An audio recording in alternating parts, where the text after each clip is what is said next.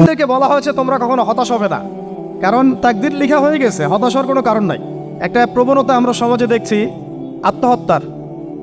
Young জেনারেশনকে আমরা নসিহত করব যে ভুলেও নিজের জীবনকে বিসর্জন দিতে যাবেন।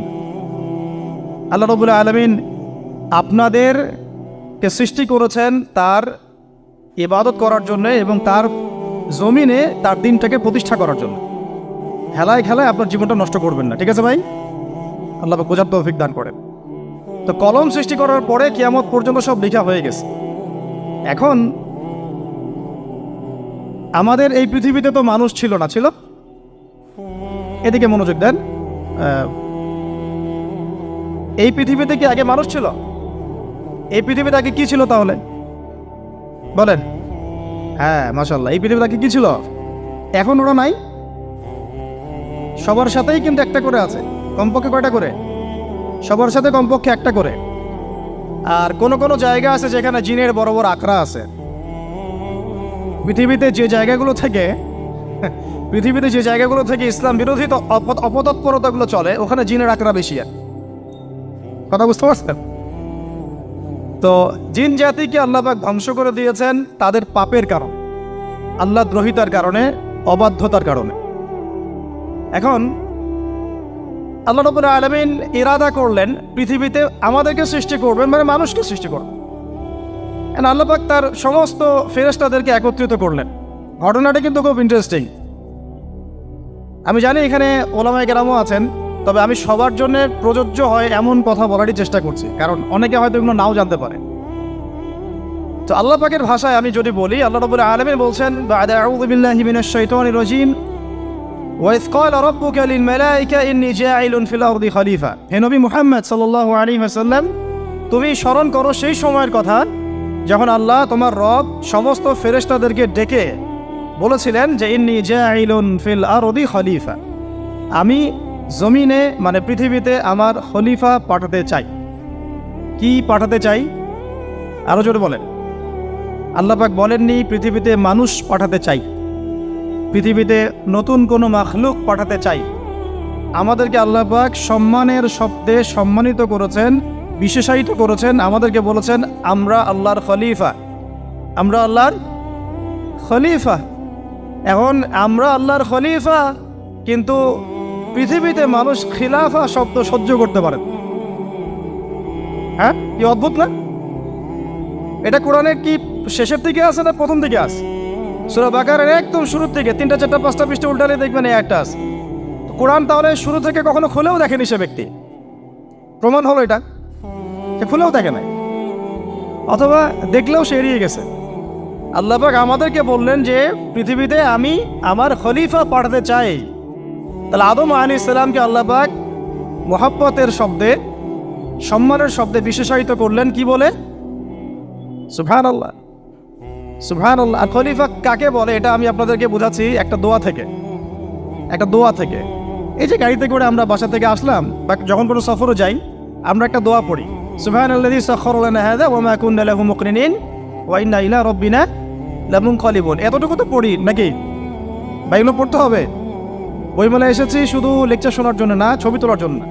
আজকে জীবনটা পরিবর্তন করার নিয়াত করে যাইতে হবে, ঠিক আছে ভাই? বই প্রকাশ করা, ছাপানো, বিক্রি করা, লেখা, এর চেয়ে বড় কথা আমার জীবনটা ইলমের আলোয় আলোকিত করা। আমি বই লিখলাম ধরেন একটা, আমার মধ্যে সেই আমল নাই, লাভ নাই। লাভ আছে? আমি বই ছাপাইছি 100, 200, 500, 1000, আমি নিজেই আমল করি না, হবে? আগে আমল জরুরি। ইলমের সাথে আমলটা খুব বেশি জরুরি। আলেম তাকেই বলা হয় যে ইলম অনুযায়ী আমল করে। তাহলে আল্লাহ পাক বলেন লিমা তাকুলুনা মা লা তাফআলুন, তোমরা এমন কথা কেন বলো যে আমল নিজেরাই করো না? কাবুরা মাকতান ইনদাল্লাহ আন তাকুলু মা লা তাফআলুন, আল্লাহর কাছে সবচেয়ে গর্হিত একটা অপরাধ তোমরা একটা কথা বলবা কিন্তু আমল করবা না। তো দোয়াটা মুখস্থ করবেন। এই দোয়ার নিচে একটা অংশ আছে, আল্লাহুম্মা আনতা সাহিবু বিস সাফারি। আমার কথাটা শুনেন, খলিফার অর্থটা বুঝেন। অনেকে তো অনেকভাবে ব্যাখ্যা করে আর কি। আল্লাহুম্মা আনতা সাহিবু ফিস সাফারি, আল্লাহ তুমি এই সফরে আমার সাথী। সফরে বের হওয়ার সময় দোয়া পড়ছি আমরা, আল্লাহুম্মা আনতা সাহিবু ফিস সাফারি, আল্লাহ তুমি এই সফরে আমার সাথী। ওয়াল খলিফাতু ফিল আহলি ওয়া মালি, আল্লাহ আমি তো বাসায় নাই, আমার বাসার আহাল মালের খলিফা হচ্ছে তুমি আল্লাহ। তাহলে খলিফা শব্দতে কি বুঝলেন? আল্লাহ আমার বাসার আহাল মালের খলিফা মানে কি? আমার স্থলাভিষিক্ত তুমি আল্লাহ, আমি ওখানে নাই বাসায়, আমি সফরে বের হয়ে গেছে, আমার স্ত্রী, আমার সন্তান, আমার মাল, আমার জান, এগুলোর দায়িত্ব তোমার, তুমি খলিফা। কত চমৎকার দোয়া। তাহলে পৃথিবীতে আমি আমার খলিফা পাঠাতে চাচ্ছি, তার অর্থ কি? আল্লাহ রাব্বুল আলামিন এই পৃথিবীতে আমাদেরকে তার প্রতিনিধি বানিয়েছেন। সুবহানাল্লাহ, সুবহানাল্লাহ। তাহলে আমরা নিজেদের আত্মপরিচয় ভুলে গেলাম যে আমরা আল্লাহর প্রতিনিধি পৃথিবীতে, তাই না? আমরা এখন আব্রাহাম লিঙ্কনের পূজা করতেছি। আব্রাহাম লিঙ্কনের পূজা তো বুঝেন না আপনারা, এটা হচ্ছে ওই যে সোকল ডেমোক্রেসির পূজার। আদতে প্রকৃত গণতন্ত্র বলে কিছু নাই এই বিশ্বের মধ্যে, যা আছে এগুলো তথাকথিত আর কি, স্লোগান জাস্ট, আর কিছু না। এটা যারা চর্চা করে তারাও জানে, আমাদের কাছে তারাই বলে। আদতে এই আপনার কমিউনিজমের কথা বলেন, এই লেনিন স্টেলিনারিজমের কথা বলেন, আপনি মুসলিনির কথা বলেন, চাইনিজ দর্শনের কথা বলেন, রাশিয়ান দর্শনের কথা বলেন, আর এই যে আরেকটা কি চলতেছে সেকুলারিজমের কথা বলেন, ন্যাশনালিজমের কথা বলেন, এগুলো একটা তাত্ত্বিক মতবাদ শুধুমাত্র। প্রকৃত মতবাদগুলো আপনি পাবেন বিশুদ্ধ যেগুলো কোরআন এবং হাদিসেই, এর বাইরে নাই। তা আমরা কিন্তু আল্লাহর খলিফা পরিচয় দিতে এখন দ্বিধাবোধ করতেছি। এই জমিনে আল্লাহ পাক আমাদেরকে তার খলিফা বানিয়ে পাঠিয়েছে। এখন খলিফা হলাম কিভাবে? কিসের গুণে খলিফা হলাম? প্রশ্নটা এটা। আমাদের কি 10টা হাত, 10টা পা, বেশি শক্তি ফেরেশতাদের চাইতে, যে আমরা খলিফা হলাম কিসের ভিত্তিতে? আর কিভাবে হলাম এটা শোনেন। আল্লাহ পাক বলছেন ওয়াল্লামা আদাম আল আসমাআ কুল্লাহা, আল্লাহ বলছেন আমি আদমকে এই মহাবিশ্বের যত নাম আছে, নাউন্স, ইসম, সব শিক্ষা দিয়েছি। সুবহানাল্লাহ। এই মহাবিশ্বের যত নাম, এখানে ইসম শব্দের অর্থ কিন্তু জ্ঞান। ইসম মানে কি? এখানে জ্ঞান। মহাবিশ্বের যে জ্ঞানগুলো আছে, এই জ্ঞানগুলো আল্লাহ পাক আমাদের আদি পিতাকে শিক্ষা দিয়েছেন। আমাদের আদি পিতাকে আল্লাহ নিজে শিক্ষা দিয়েছেন। সৃষ্টিগতভাবে আমরা জ্ঞানী ছিলাম না, আল্লাহ পাক আমাদেরকে জ্ঞান শিক্ষা দিয়েছেন। আমরা ফিলোসফির বইগুলো খুললে দেখবেন ওখানে বুদ্ধিবাদ নামে একটা মতবাদ আছে। মানে তারা বলে যে মানুষ সৃষ্টিগতভাবেই একজন বুদ্ধিদীপ্ত প্রাণী। এটা ভুল কনসেপ্ট। সৃষ্টিগতভাবে আমাদের মধ্যে জ্ঞান ছিল না, আল্লাহ পাক আমাদেরকে জ্ঞান শিক্ষা দিয়েছেন। কথা বুঝতে পারছেন? একটা মতবাদ তাদের আছে অভিজ্ঞতাবাদ, মানে মানুষ অভিজ্ঞতা থেকেই শিখে।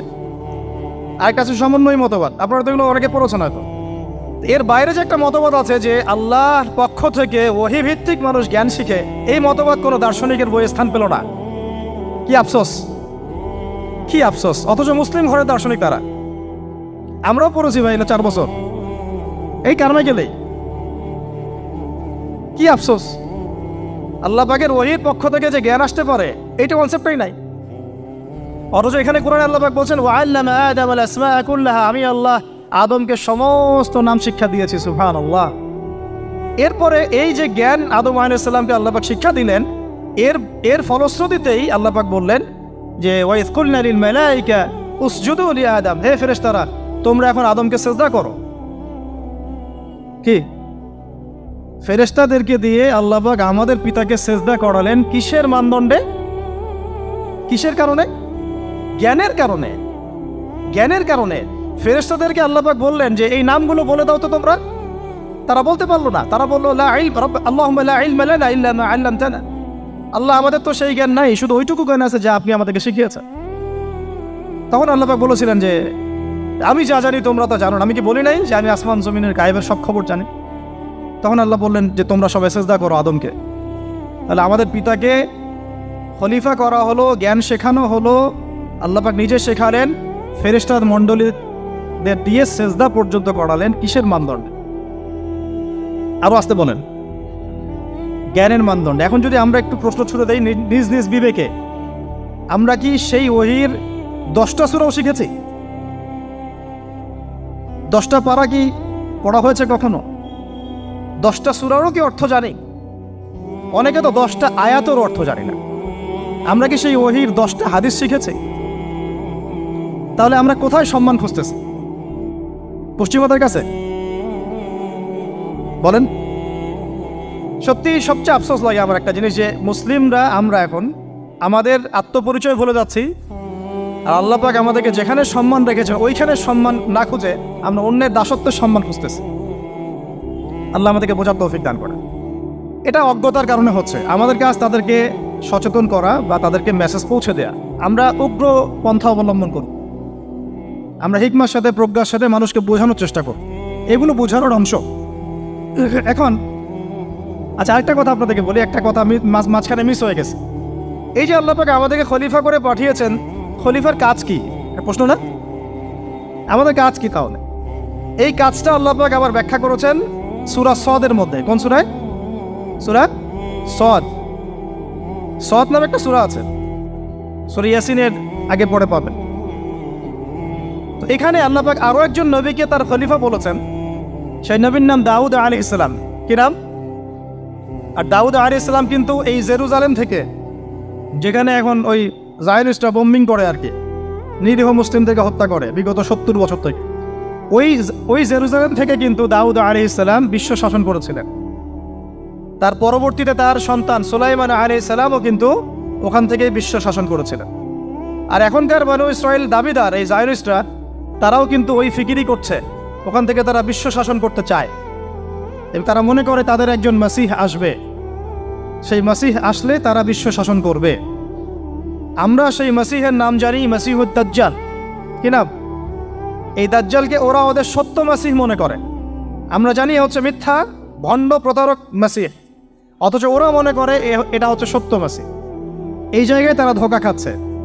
অথচ সত্য মাসিহ হচ্ছেন ঈসা আলাইহিস সালাম, যিনি আবার শেষ জামানায় আসবেন এবং তার হাতেই এই মাসিহুদ দাজ্জাল মারা যাবে এবং তারপরে পুরো বিশ্বে আবার ওই খিলাফা কায়েম হবে। ওই যে খলিফা, ওটা সারা বিশ্বে কায়েম হবে। এই টাউন হলও বাদ যাবে না ইনশাআল্লাহ। এটা মানুষ মানতে চাচ্ছে না, কিন্তু মানুষ না মানলে কি? আল্লাহ পাকের নকশায় সব আঁকা আছে কখন কি হবে। কে কে কল্পনা করেছিল যে আজকে আপনারা বসে এখানে দিনের আলোচনা করবেন? কল্পনা করা যায় তো? যে শব্দগুলো আপনারা বলছেন এগুলো বললেই তো নাই গায়েব, এখন বলছেন। কেউ কি কল্পনা করেছিল যে হঠাৎ করে এমন একটা সময় চলে আসতে পারে? কেউ কিন্তু কল্পনা করেনি, আল্লাহ পাকের নকশায় ছিল। এখানে আমাদের একটা আফসোসের কথা, এখানে মাস্টার মাইন্ড আল্লাহ রাব্বুল আলামিন।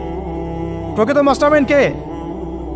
আমরা ক্রেডিট নেওয়ার প্রতিযোগিতায় ব্যস্ত হয়ে আছি এখন, কার কত ক্রেডিট নেওয়া যায়। এখানে একক ক্রেডিট পাওয়ার যোগ্য কেউ না, সমস্ত ক্রেডিট কার? আল্লাহ রাব্বুল আলামিন। এটা আল্লাহর সাথে গাদ্দারি করতে যায় না, তাহলে ভুল হয়ে যাবে। কারণ